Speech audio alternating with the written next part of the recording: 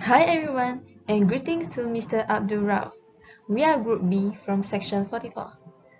Today, we are presenting about a topic of prisoner reintegrate into the community. Is it acceptable? My name is Phang Cheng Yi, and my group members are Keshiniy Mogan and Raihan. Now, let me start with the introduction of our topic.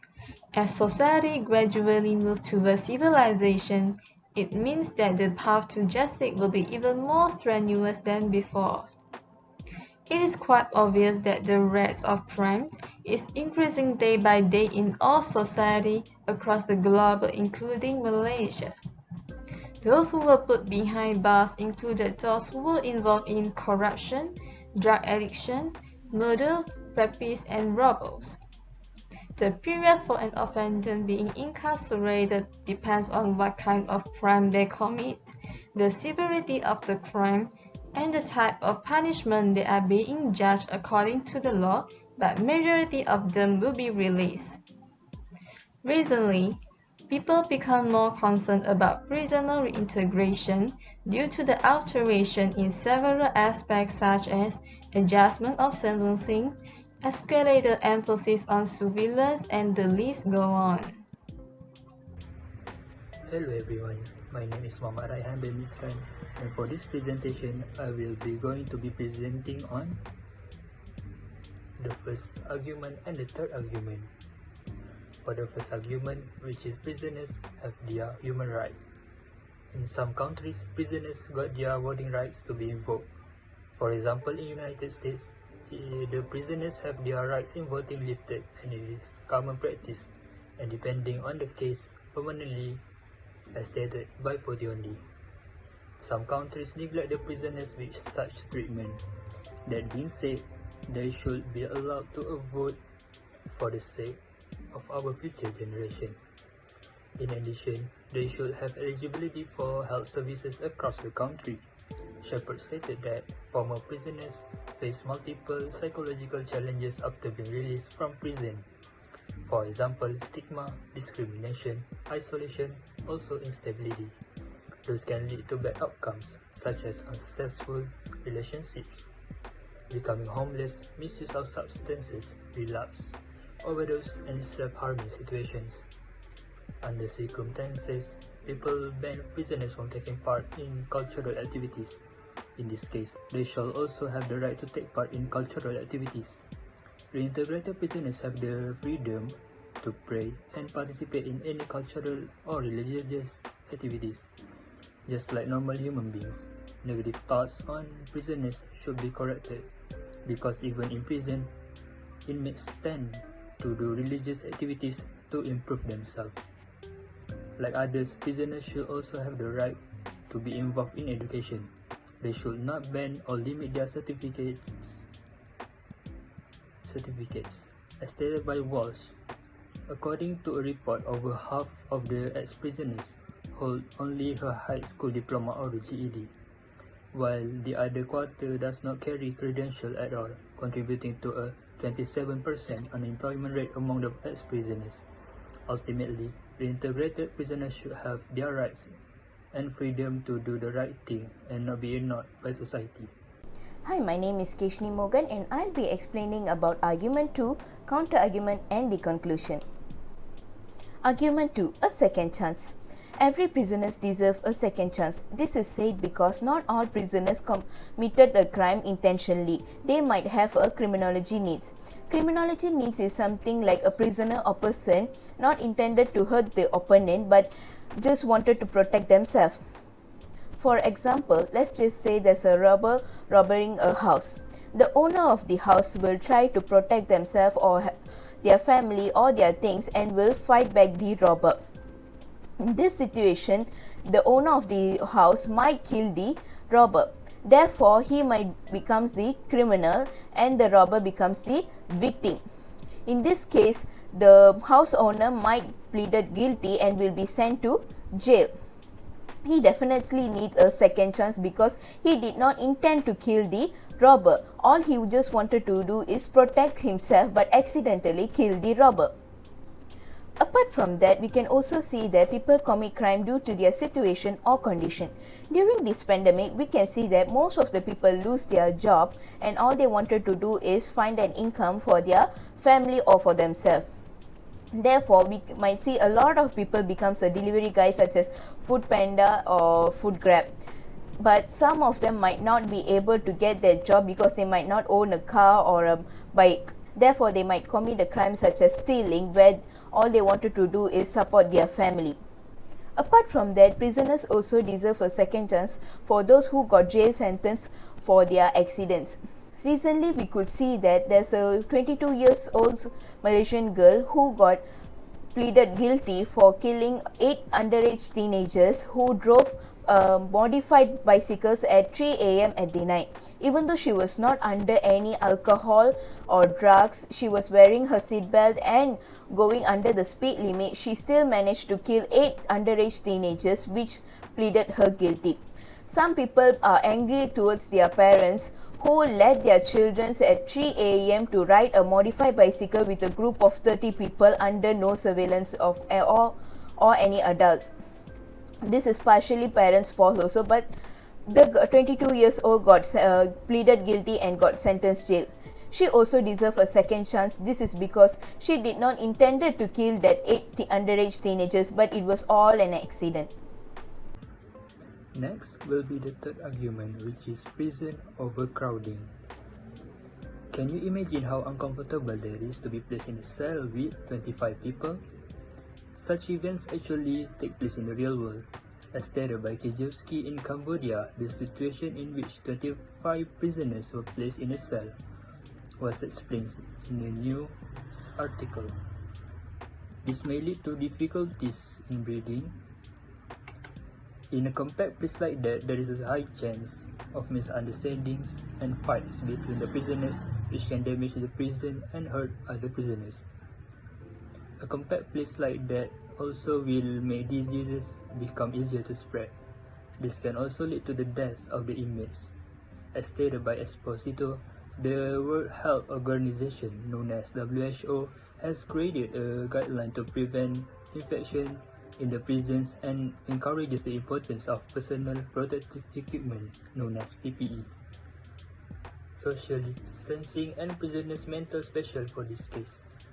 This shows how proactive the organization is toward the well-being for the prison environment. Prison overcrowding will also make them have groups or gangs among themselves, which can make them stop from correcting themselves. As explained by Blanco, a prison gang can be defined as an offender organization that is formed in a jail and operates within the prison facilities. Each gang has formed symbols and ways members show that they belong to that gang. The formation of gangs might be able to overtake the police or security in charge. In this case, the security should take a proactive move to prevent such chaotic events in the prison facilities. Next is counter-argument 1, which is low community acceptance. Reintegrated prisoners might find difficulties in finding a job or securing and maintaining their employment. They might get a job like a cleaner or waiter, which is a low-paid job, and they might feel like it's not enough to run their life. Therefore, they might go back to do their usual crimes where they feel like they are earning more than these low-paid jobs. They might have more freedom to do anything they want, such as any crimes they want. This is because they are not under any employers and they have this freedom to do their crime activities. Not only that, they might find difficulties in finding or securing a house. House owners might find scared to rent a house or sold their house to a criminal. This is because they might feel like they get into trouble if they give their house to a reintegrated prisoners. Therefore, these reintegrated prisoners might stay in an abandoned building and continue to do their crimes or do illegal jobs such as drugs or killing people. Last but not least, Reintegrated prisoners also might find difficulties in accessing their public assistance such as medical services. Therefore, they might turn against their own country and might become terrorists. Despite of low community acceptance, the reintegration of prisoners is acceptable by reducing racial, ethnic, and gender disparities in the communities towards them. Due to the prejudice against race and belief, the community always assumes that if someone is belong to this race, that person must be misbehaving and involved in criminal activity. There was a survey on views of race and inequality that showed that most Americans are convinced that the racial inequality is still happening in their country, and 61% of them agree that they are still required to continue making changes for blacks to have equal rights with whites.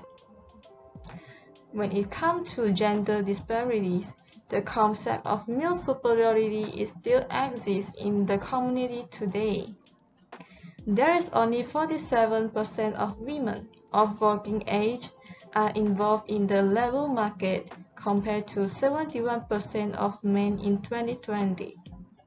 In here, we can see that there remains a gender gap between male and female.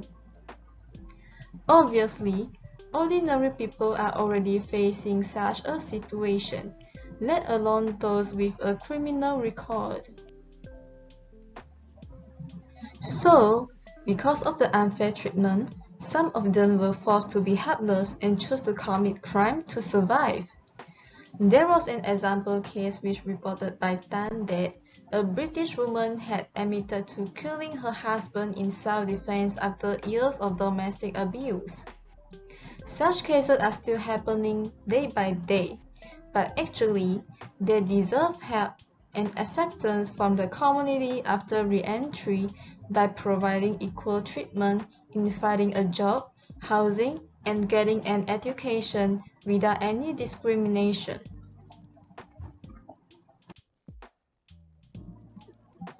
In addition, it is acceptable for the prisoners to be reintegrated into the community because recidivism will be reduced after education in prison. It can't be denied that there is a chance for the freed prisoner being reoffended and make themselves place back in the cells. According to the previous reviews for UNESCO, the most common rate of recidivism was 2 years after analyzing the recidivism information of 23 different countries. So, what caused this to happen? Low educational level might be one of the main factors that cause recidivism. In United States, there are approximately 41% of inmates and 31% of probationers had not completed their high school education or its equivalents. However, there is evidence to prove that the prison education is effective in reducing recidivism. According to the report from RAND Corporation, 43% of the incarcerated individuals who participated in any kind of educational programs provided in the jails were less likely to be reoffended again. Also, there was less violence among inmates who engaged in college programs, and a safer environment that guaranteed the safety of other prisoners and prison staff was created. This clearly showed how important educational opportunities are in prisons to increase prisoners' income, reduce unemployment chances, improve political engagement, and volunteerism as well as good health after release. Prison education is effective to enable the prisoner reintegrate into the community in a smoother and successful way. Conclusion. Different people have different point of view on the freed prisoners. Some might not agree to accept them back into the community. Some might accept them with the open arms. Prisoners also need a second chance to live their life in the right path without committing any crimes. They also have the right to reintegrate into the community and start a new life and live happily with their friends and family. Various programs have been designed to make the prisoners to gain the trust of the community and able to start their new life. This shows that the prisoners have the same opportunities as the other people in the community. Not only that, the community should learn to accept the prisoners to help them to live better life as them. Last but not least, if the prisoners continue to commit crime, even though they had this much of opportunities, they might have to spend more time in their jail. That's all from us. Thank you.